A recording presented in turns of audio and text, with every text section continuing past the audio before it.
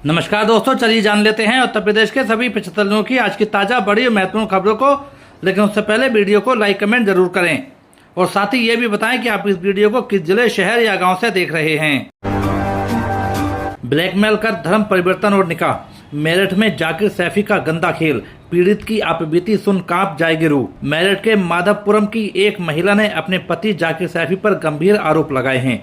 महिला का दावा है कि करीब 8 साल पहले उसे प्रेम जाल में फंसाकर उसकी इच्छा के खिलाफ शारीरिक संबंध बनाए गए, फिर वीडियो वायरल करने की धमकी देकर धर्म परिवर्तन कराया गया और 30 अप्रैल 2018 को निकाह हुआ। मेरठ के ब्रह्मपुरी थाना क्षेत्र के माधवपुरम की रहने वाली एक महिला ने अपने पति और उसके परिचितों के खिलाफ गंभीर आरोप लगाए हैं। महिला ने पुलिस अधिकारियों को शिकायती पत्र देकर मामले में मुकदमा दर्ज कर कार्रवाई की मांग की है। महिला ने पति पर जबरन धर्म परिवर्तन कर निकाह करने, अश्लील वीडियो के जरिए दबाव बनाने, जाति सूचक शब्दों का इस्तेमाल करने, मारपीट करने और अनैतिक कार्य करने के लिए दबाव बनाने का आरोप लगाया है। महिला के मुताबिक करीब 8 साल पहले जाकिर सैफी ने उसे प्रेम जाल में फंसाया था। आरोप है कि इसी दौरान उसकी इच्छा के खिलाफ उसके साथ शारीरिक संबंध बनाए गए और उसका वीडियो भी बना लिया गया। महिला का कहना है कि बाद में इसी वीडियो को वायरल करने की धमकी देकर उस पर धर्म परिवर्तन का दबाव बनाया गया। महिला के अनुसार वीडियो वायरल करने की धमकी के बाद उसका धर्म परिवर्तन कराया गया। इसके बाद 30 अप्रैल 2018 को मुस्लिम रीति रिवाज के अनुसार जाकिर सैफी के साथ उसका निकाह कराया गया। महिला का आरोप है कि निकाह के बाद भी उसकी परेशानियां खत्म नहीं हुई।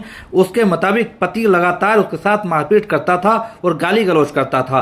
महिला ने यह भी आरोप लगाया कि उसके साथ जाति सूचक शब्दों का इस्तेमाल किया जाता था। शिकायत में महिला ने पति पर उसके साथ लगातार दबाव बनाने का आरोप लगाया है। महिला के मुताबिक पति उस पर अनैतिक कार्य करने के लिए भी दबाव बनाता था। जब वह इसका विरोध करती थी तो उसके साथ मारपीट की जाती थी। महिला ने अपनी शिकायत में परिवार न्यायालय से जुड़े मामले का भी जिक्र किया है। उसका दावा है कि पति ने परिवार न्यायालय में मुकदमा दाखिल किया और उसकी जानकारी के बिना एक पक्षीय आदेश के आधार पर 9 जनवरी 2023 को दोनों के निकाह को शून्य घोषित कर लिया। 3 सुसाइड 1 मर्डर, आंध्र प्रदेश से मेरठ तक फैली एक खूनी साजिश। 3 सुसाइड 1 मर्डर, आंध्र प्रदेश से मेरठ तक फैली एक खूनी साजिश की कहानी। राइफल शूटिंग कोच गिरफ्तार। आंध्र प्रदेश के राजमुंद्री में एक महिला ने माता पिता और 10 साल के बेटे के साथ गोदावरी नदी में छलांग लगा दी थी। सुसाइड नोट में rifle shooting coach Sadiq Khan पर पति की हत्या और प्रताड़ना के गंभीर आरोप लगाए गए हैं। पुलिस ने आरोपी को मेरठ से गिरफ्तार किया है। आंध्र प्रदेश के राजमुंद्री में एक दिल दहला देने वाली घटना ने पुलिस को भी हैरान कर दिया। 17 अगस्त की देर रात एक परिवार ने रोड कम रेलवे ब्रिज से गोदावरी नदी में छलांग लगा दी थी। परिवार में 34 साल की कोम्बरी सौजन्या, उनके माता पिता तिल्लापुड़ी नुक राजू और तिल्लापुड़ी मीना और सौजन्या का 10 साल का बेटा रिया है। पुलिस के मुताबिक परिवार काकीनाड़ी से पहले कोब्रू पहुंचा था और इसके बाद देर रात राजमुंद्री के पुल पर गया। बताया गया कि इस सबसे पहले नुक्रमो और मीना ने नदी में छलांग लगाई। प्रदेश के बिजली उपभोक्ताओं के लिए खुशखबरी, बिजली बिल में होगी करीब 8% की कमी। यूपी के बिजली उपभोक्ताओं के लिए अच्छी खबर है। सितंबर महीने में उपभोक्ताओं के बिल में 7.93% की कमी होगी। प्रदेश के बिजली उपभोक्ताओं के बिल में सितंबर माह में 7.93% की कमी होगी। इसके संबंध में पावर कारपोरेशन ने आदेश जारी कर दिया है। इससे उपभोक्ताओं को करीब 604 करोड़ का फायदा होगा। राज्य विद्युत उपभोक्ता परिषद के अध्यक्ष अवधेश कुमार वर्मा ने बताया कि सितंबर माह के लिए ईंधन एवं बिजली खरीद समायोजन अधिभार करीब 8% की कमी का आदेश जारी कर दिया गया है। इससे पहले जुलाई माह में उपभोक्ताओं को 4.5% और अगस्त माह में करीब 3% की कमी मिली थी। विद्युत नियामक आयोग द्वारा MPPFAS की गणना को लेकर दिए गए स्पष्ट निर्देशों के बाद अब यह सुनिश्चित होना चाहिए कि केवल संबंधित अवधि के वास्तविक विद्युत के लिए लागत एवं अनुमान ट्रांसमिशन शुल्क के आधार पर ही समायोजन किया जाए। यूपी में स्वाइन फ्लू से पहली मौत, लखनऊ में महिला मरीज ने तोड़ा दम। लखनऊ में महिला की मौत के बाद परिवार ने डॉक्टरों को मोबाइल पर स्वाइन फ्लू की रिपोर्ट दिखाई। रिपोर्ट सामने आते ही अस्पताल प्रशासन में हड़कंप मच गया। उत्तर प्रदेश में स्वाइन फ्लू को लेकर चिंता बढ़ गई है। लखनऊ में इस सीजन में स्वाइन फ्लू से पहली मौत सामने आई है। इंदिरा नगर की रहने वाली 50 वर्षीय महिला ने शुक्रवार को बलरामपुर अस्पताल में इलाज के दौरान दम तोड़ दिया। जानकारी के मुताबिक महिला को कुछ दिन पहले सर्दी, जुकाम, बुखार और सांस लेने में तकलीफ हुई थी। परिवार ने पहले एक निजी अस्पताल में इलाज कराया। लक्षणों को देखते हुए स्वाइन फ्लू की जांच कराई गई। 24 अगस्त को निजी पैथोलॉजी की रिपोर्ट में स्वाइन फ्लू की पुष्टि हुई थी। इसके बाद डॉक्टर ने महिला को हायर सेंटर ले जाने की सलाह दी।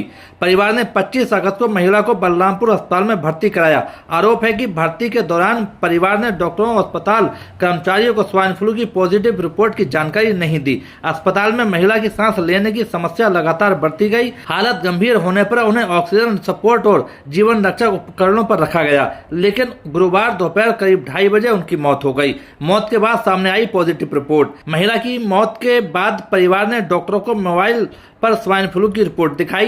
रिपोर्ट सामने आते ही अस्पताल प्रशासन में हड़कंप मच गया। इसके बाद एहतियात के तौर पर महिला के अस्पताल भर्ती मरीजों के सैंपल लिए गए।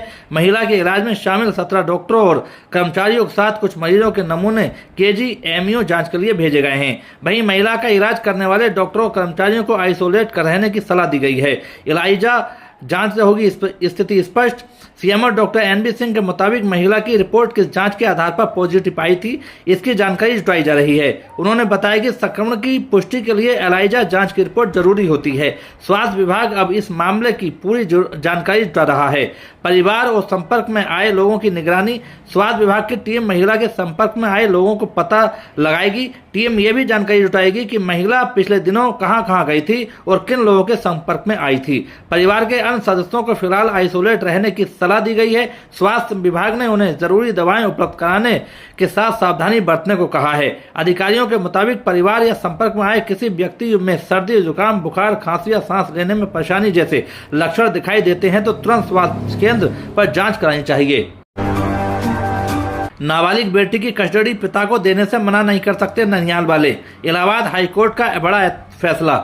इलाहाबाद हाईकोर्ट ने कहा है कि पिता अपनी नाबालिग बेटी का स्वाभाविक संरक्षक है और जब तक ये साबित न हो जाए कि वह उसका संरक्षक बनने के योग्य नहीं है, उसे बेटी की अभिरक्षा से वंचित नहीं किया जा सकता। इलाहाबाद हाईकोर्ट ने अपने एक फैसले में कहा है कि हिंदू मोनोराइट गार्जियनशिप एक्ट 1956 की धारा 6 के तहत अपनी नाबालिग बेटी का स्वाभाविक अभिभावक होने के नाते पिता को उसकी कस्टडी देने से तब तक मना नहीं किया जा सकता जब तक कि यह साबित न हो जाए कि वह अभिभावक के तौर पर काम करने के लायक नहीं है।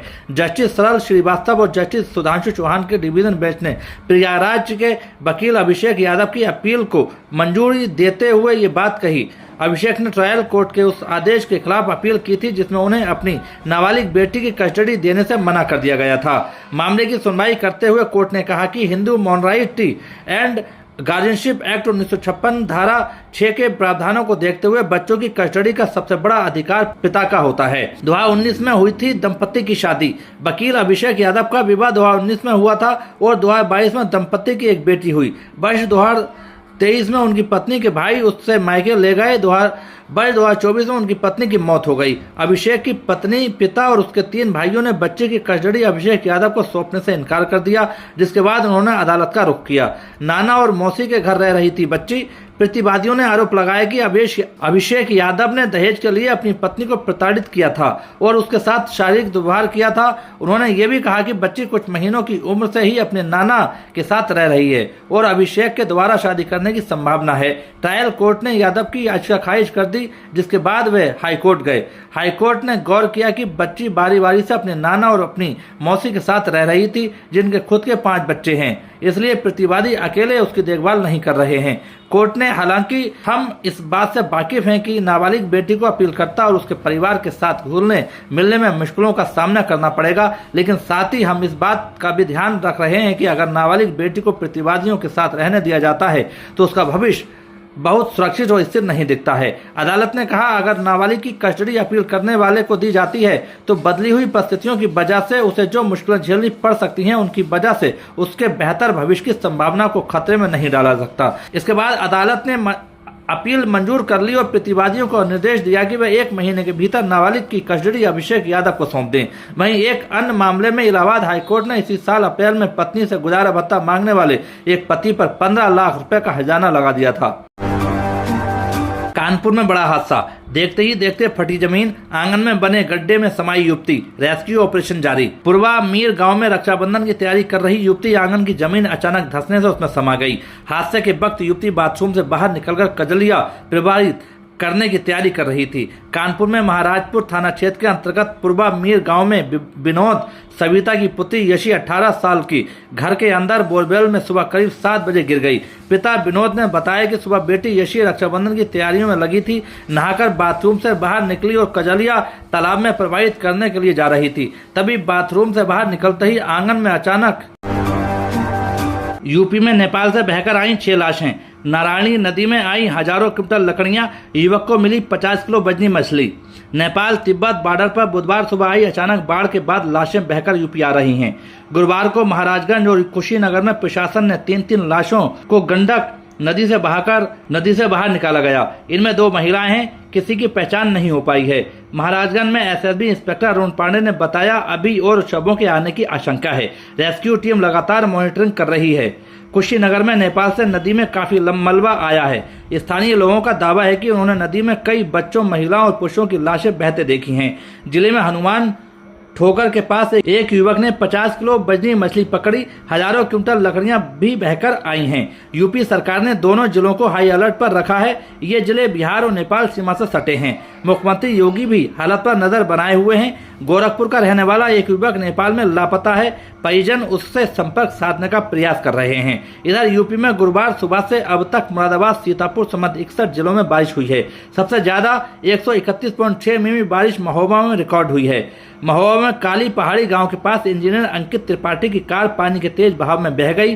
अंकित ने शोर मचाया तो आसपास के लोग दौड़ लगाने लगे। रस्सी की मदद से इंजीनियर को बचाया गया। 6 घंटे की बारिश से 200 से अधिक दुकानों में पानी घुस गया। बांदा में सड़कें तालाब बन गईं और घरों में 2 से 3 फीट तक पानी भर गया। लगातार हो रही बारिश से प्रदेश के 19 जिले बाढ़ की चपेट में हैं। बदायूं में गंगा और रामगंगा खतरे के निशान के ऊपर रही है। नदी में कटान की चपेट में आकर एक मकान गंगा में समा गया। अब तक कुल 25 मकान नदी में समा चुके हैं। झांसी में सुकबा ढुकबा बांध ओवरफ्लो हो गया है, जहां नहा रहा ललितपुर का एक युवक पानी के तेज बहाव में बह गया। बाढ़ बारिश के चलते सुल्तानपुर, सीतापुर, ललितपुर, हरदोई और चित्रकूट में गुरुवार को स्कूल बंद रहे। मौसम विभाग ने शुक्रवार के लिए 49 जिलों में बारिश का अलर्ट जारी किया है। चंदौली, मिर्जापुर और सोनभद्र में भारी बरसात की संभावना है। इन जिलों में बिजली भी गिर सकती है। चलिए दोस्तों, आज के लिए इतना ही। उत्तर प्रदेश की सभी खबरों को जानने के लिए बने रहिए हमारे चैनल द यूपी न्यूज 92 में।